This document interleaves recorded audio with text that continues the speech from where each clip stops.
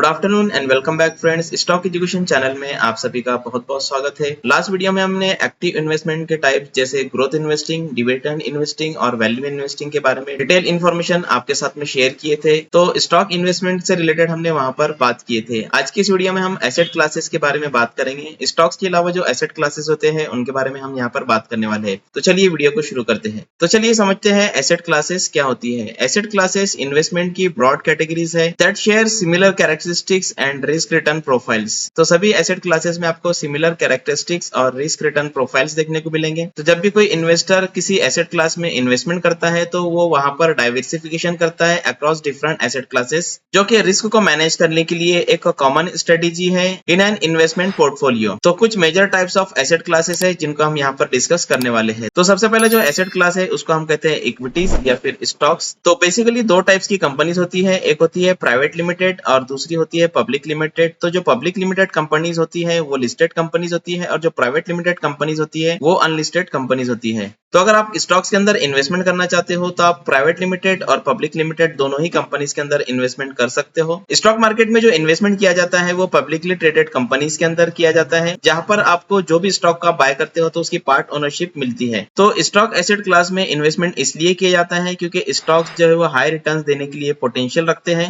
लेकिन high returns के साथ साथ यहाँ पर आपको हाई वोलेटिलिटी भी देखने को मिलती है। उसी के साथ साथ अगर आप स्टॉक्स के अंदर इन्वेस्टमेंट करते हो तो आपको वहां पर डिविडेंड्स इनकम भी मिलता है, जो कि एक बेहतरीन सोर्स ऑफ इनकम भी होता है। नेक्स्ट एसेट क्लास है बॉन्ड्स, जिसको हम फिक्स इनकम सिक्योरिटीज भी कहते हैं। बॉन्ड्स एक्चुअल में डेब्ट इंस्ट्रूमेंट्स है जहां पर इन्वेस्टर्स गवर्नमेंट्स, म्युनिसिपैलिटीज और कॉर्पोरेशंस को मनी लैंड करती है, जिसके बदले में गवर्नमेंट, म्युनिसिपैलिटीज और कॉर्पोरेशंस पीरियोडिकली इंटरेस्ट पे करती है अपने इन्वेस्टर्स को। और वही कैपिटल जो इन्वेस्टर ने बॉन्ड में इन्वेस्ट किया था तो उसको मैच्योरिटी के वक्त वो पूरा का पूरा अमाउंट जो है वो रिटर्न कर दिया जाता है। तो अगर इन्वेस्टर गवर्नमेंट बॉन्ड्स के अंदर इन्वेस्ट करते हो तो यहाँ पर रिस्क कम होता है एज कम्पेयर टू स्टॉक्स, और बॉन्ड्स में इन्वेस्टर्स को फिक्स इंटरेस्ट भी पे किया जाता है। तो बॉन्ड में जो रिस्क होता है वो वेरी करता है बेस्ड ऑन इश्यूअर और बॉन्ड टाइप के, कौन से टाइप का बॉन्ड है और इश्यूअर कौन है उसके हिसाब से यहाँ पर जो रिस्क है वो वेरी करता है। अगला जो एसेट क्लास है वो कैश एंड कैश इक्विवेलेंट्स है। तो कैश एंड कैश इक्विवेलेंट्स ये वो हाईली लिक्विड है और यहाँ पर बहुत ही कम रिस्क होता है। कैश एंड कैश इक्विवेलेंट्स के अंदर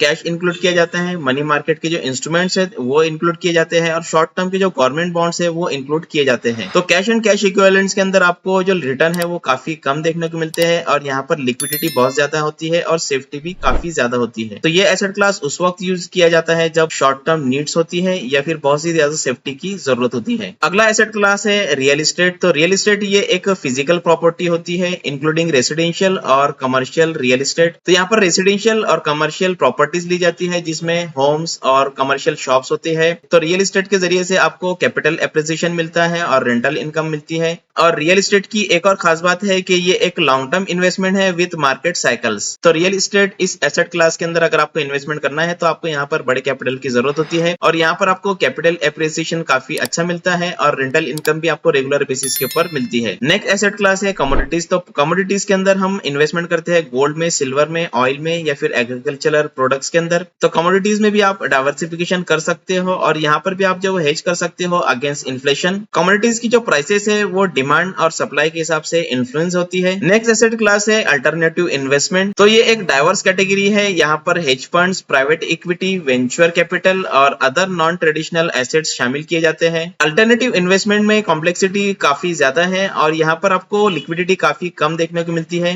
इस एसेट क्लास में भी डाइवर्सिफिकेशन किया जा सकता है और यहाँ पर आपको यूनिक रिस्क रिटर्न प्रोफाइल देखने को मिलता है। अगला एसेट क्लास है क्रिप्टो करेंसीज। तो ये एक डिजिटल और वर्चुअल करेंसीज है जैसे बिटकॉइन और इथेरियम। क्रिप्टो करेंसीज की कैरेक्टरिस्टिक्स ये है कि ये काफी ज्यादा वोलेटाइल है और अगर हम इसको देखें तो ये एक न्यू एसेट क्लास है। इसको भी हम डाइवर्सिफिकेशन के लिए यूज कर सकते हैं, लेकिन क्रिप्टो करेंसीज यूनिक रिस्क को कैरी करती है, तो इसलिए क्रिप्टो करेंसी इस एसेट क्लास में इन्वेस्टमेंट करना रिस्की साबित हो सकता है। तो इस तरह से हमने स्टॉक्स के अलावा अलग अलग एसेट क्लासेस देखे, उनके कैरेक्टरिस्टिक्स देखे। उम्मीद करूंगा कि आपको वीडियो पसंद आएगा। वीडियो पसंद आए तो लाइक कीजिए और अपने दोस्तों के साथ में शेयर कीजिए। Thank you so much. Asset classes को समझने के बाद में अब आप समझ चुके होंगे कि आप आपको किस एसेट क्लास में इन्वेस्टमेंट करना है। अगर आपको स्टॉक एसेट क्लास में इन्वेस्टमेंट करना है तो आपको कैपिटल की रिक्वायरमेंट जो है वो कम होती है, तो आप आसानी से स्टॉक्स में इन्वेस्टमेंट करके प्रॉफिट्स को अर्न कर सकते हो। इसके लिए आपके पास में चाहिए एक ट्रेडिंग और डीमैट अकाउंट। डिस्क्रिप्शन में लिंक दिया हुआ है, लिंक पर क्लिक करके अपना ट्रेडिंग और डीमैट अकाउंट एंजल वन में ओपन कर लीजिए। अकाउंट ओपन करने के बाद में आपको एंजल वन मोबाइल एप्लीकेशन को ओपन करना है। एप्लीकेशन ओपन करने के बाद में आपको राइट टॉप कॉर्नर पे स्टॉक्स को सर्च करना है। स्टॉक सर्च करने के बाद में आपको स्टॉक एनएसी सेलेक्ट करना है। स्टॉक एनएसी सेलेक्ट करने के बाद में आपको बाय पर क्लिक करना है। बाय पर क्लिक करने के बाद में आप डिलीवरी सेलेक्ट कीजिए, नंबर ऑफ क्वांटिटी डालिए, डिजायर्ड प्राइस डालिए और इस बाय पर क्लिक करके अपने ऑर्डर को कंफर्म कर दीजिए। इस तरह से आप एंजल वन मोबाइल एप्लीकेशन का यूज करते हुए अपने ऑर्डर को प्लेस कर सकते हो। Thank you so much.